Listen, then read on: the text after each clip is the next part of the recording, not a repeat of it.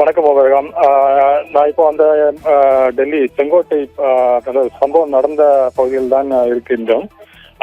அங்க பாத்தீங்கன்னா இப்போ ஒரு முழுமையாக காவல்துறை கட்டுப்பாட்டிற்குள் கொண்டு வரப்பட்டிருக்கின்றது. அந்த பகுதியில் கார்கள் கண்ணாடிகள் சிதறி கிடக்கின்றன. அது மட்டுமல்லாமல் இரத்தக்கரை சாலைகளில் இரத்தக்கரை படிந்திருக்கின்றது. அந்த காட்சிகளை தான் நாங்கள் இங்கு தற்போது பார்க்க முடிகின்றது.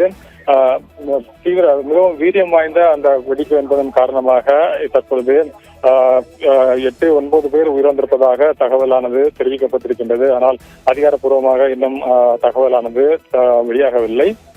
ஆனால் தற்பொழுதுதான் இங்கு மத்திய பாதுகாப்பு படை உயர் அதிகாரிகள் அனைவருமே வந்திருக்கின்றார்கள். அதுமல்லாமல் டெல்லி காவல்துறை மற்றும் மத்திய பாதுகாப்பு படையினர் என அனைத்து பிரிவினரும் தற்பொழுது இந்த இடத்தில் சுற்றி வளைத்து அந்த பகுதிக்கு யாரும் செல்ல முடியாதபடிக்கு பேரிகார்டு எல்லாம் தடுப்புகள் எல்லாம் போடப்பட்டு முழுவதுமாக பாதுகாப்பு வலயத்திற்குள் கொண்டு வரப்பட்டிருக்கின்றது.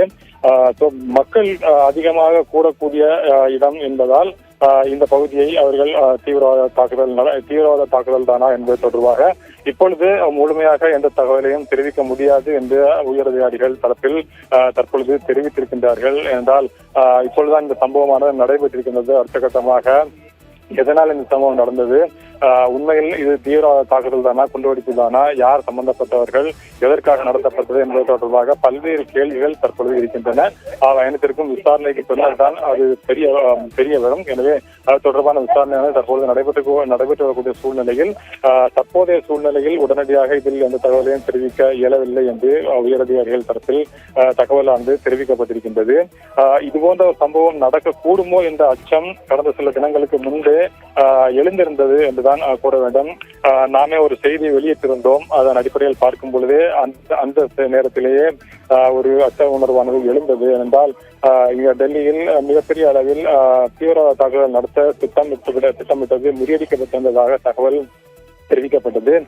தீபாவளி டைம், அந்த தீபாவளி பண்டிகை நேரத்திலேயே இந்த தாக்குதல் நடத்த திட்டமிடப்பட்டிருந்ததாக தெரிவிக்கப்பட்டிருக்கிறது. ஏனென்றால் தீபாவளி கொண்டாட்டங்களின் போது பல்வேறு சந்தைகள் உட்பட பல பகுதிகளிலும் ஏராளமான மக்கள் கூடுவார்கள் என்பதன் காரணமாக அந்த சந்தர்ப்பத்தை பயன்படுத்தி இதுபோன்ற ஒரு தீவிரவாத தாக்குதலை நடத்த திட்டமிட்டதாக சதித்திட்டம் தீட்டியதாக குற்றம் சாட்டப்பட்ட 2 அந்த IS தீவிரவாத அமைப்பை சேர்ந்த 2 தீவிரவாதி, அவர்களுடன் தொடர்புடைய தீவிரவாதிகளை டெல்லி போலீசார் கைது செய்ததாக காவல்துறை தரப்பில் தெரிவிக்கப்பட்டது. நான் குறிப்பிட்டது போல டெல்லியில் அதிக மக்கள் நடமாட்டம் உள்ள பகுதிகளில் இந்த பயங்கரவாத தாக்குதலை நடத்த அவர்கள் திட்டமிட்டிருந்தார்கள் என்று அப்பொழுது தகவலானது தெரிவிக்கப்பட்டது.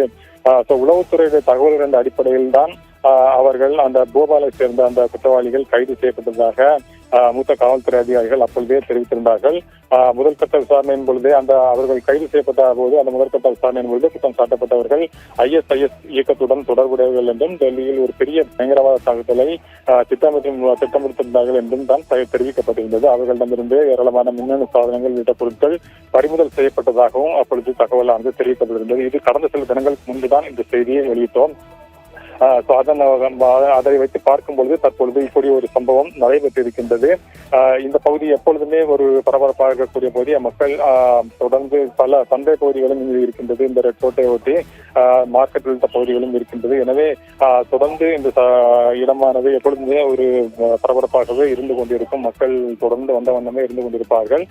இந்த நிலையில் தான் தற்பொழுது இந்த சம்பவமானது நடைபெற்றிருக்கின்றது. நான் குறிப்பிட்டது போல இதில் உயிரிழப்புகள் இன்னும் எத்தனை தற்பொழுது இருக்கக்கூடிய தகவலின்படி 8-9 பேர் இருந்ததாக தெரிவிக்கப்படுகின்றது.